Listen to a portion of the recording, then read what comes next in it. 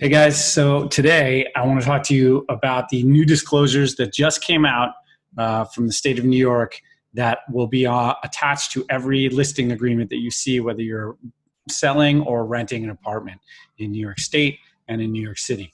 So if you're agents, you should know about this. If you are a seller or a landlord, you should also know about this, as you'll start to see these right away, or should.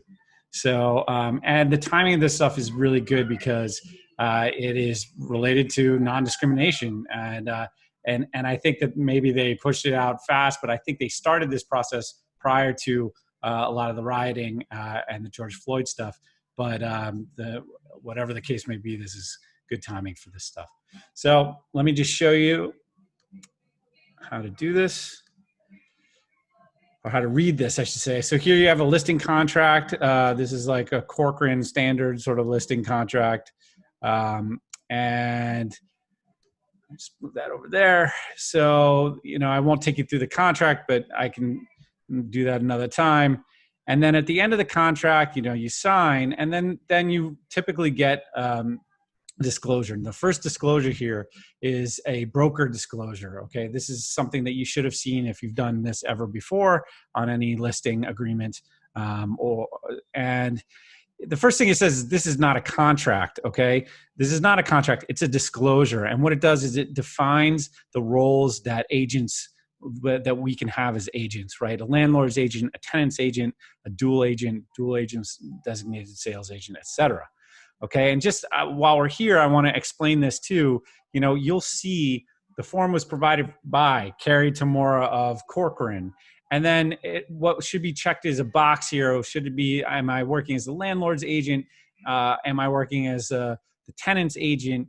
Or am I working as the seller's agent or the buyer's agent, which would be a slightly different form. And then oftentimes when you're seeing this stuff from Corcoran, you'll see advanced informed consent dual agency checked or advanced informed consent to dual agency with designated sales agent. So what that means is, there's a lot of like legal stuff, and they're trying to protect the consumers with these forms.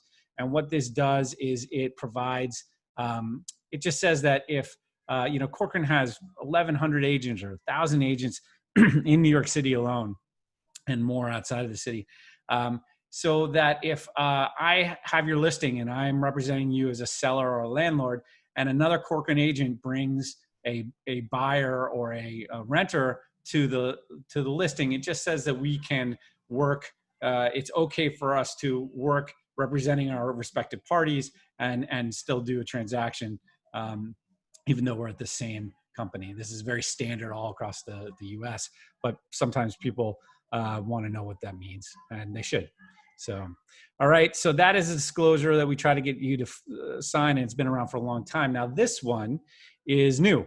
This is brand new. This is brand new as of like yesterday, and it starts to become mandatory as of June 20th, 2020. So very soon. New York State Housing and Anti-Discrimination Disclosure Form. So basically, this form is it's a disclosure that we as real estate agents are trained on this, and it's part of our real estate. It's a big part of our real estate licensing exams, and we have to take courses on non-discrimination, fair housing. Every 2 years, we have to take like at least 3-hour courses on this. So we're familiar with this as agents. But basically what it does is it says that you can't discriminate based on race, creed, color, national origin, sexual orientation, gender identity or expression, military status, sex, age, disability, marital status, lawful source of income, or familial status. Okay? And real estate professionals must also comply with fair housing laws. So, it runs through some examples. Real estate brokers are violating the law if we discriminate based on any protected characteristic when negotiating a sale, rental, or a lease, including representing that the property is not available when it is available. Agents shouldn't do that, and they're also doing a disservice to their sellers or whatever. Negotiate discriminatory terms of a sale or rental or lease. And this applies to commercial leasing as well, commercial sales. Discriminate based on any protected characteristic. Discriminate by steering, which if you watch my previous video to this, I talk a little bit about what steering is and how there was a lot of steering going on in Long Island in an undercover study for by Newsday that took 3 years of undercover investigating. It's very unfortunate, although Corcoran was not one of the companies that showed any bias, which I'm proud to say. You can't discriminate by blockbusting. Also something that I mentioned in my previous video. Blockbusting is when people go into when people go into a neighborhood and they try to get you to sell because they say, oh, the neighborhood's going down, you know, minorities are moving to this neighborhood, your prices are going to go down, you should sell right away. That's an example. You can't discriminate by pressuring a client or employee to violate the law, or express any discrimination because of a protected characteristic. So you have the right to file a complaint. It talks about how you can do that. And that's pretty much it. So, and the last thing here is a wire fraud warning, which is just to let you know wire fraud is real. These are the three disclosures that you're going to see, okay?